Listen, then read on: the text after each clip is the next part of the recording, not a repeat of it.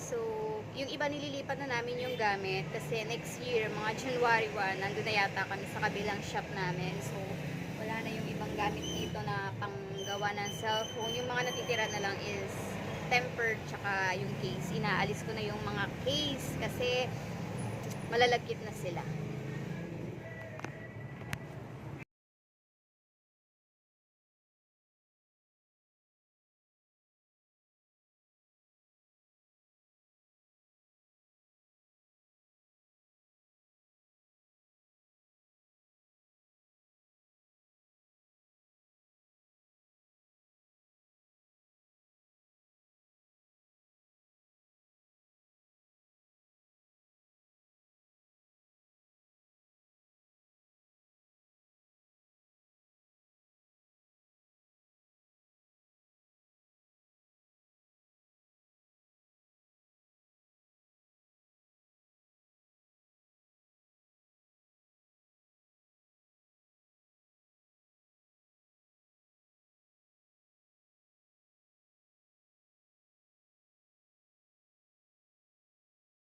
Ito yung case guys na malalagkit. Oh, sayang siya. Kasi hindi na siya mabebenta kasi na malagkit na yung mga ano niya. So, yan lang. So, pwede yan pamilian ng mga dadaan dito sa amin. So, yan. Ganyan pa lang yung nakukuha ko.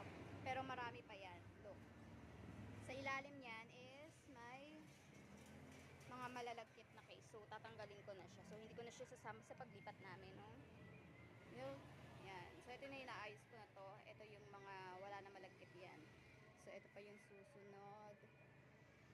Ayan. So, ayan. Ganyan siya. Tatanggalin ko pa yung mga yan lahat. So, ayan.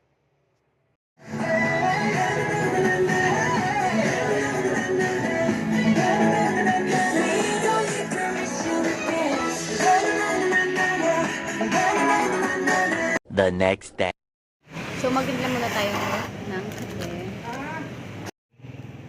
So, timpla muna tayo ng kape. So, yung amo ko nandun na siya sa kabilang shop. Ako nandito sa lumang shop. Ayan. So, timpla muna tayo ng cookie.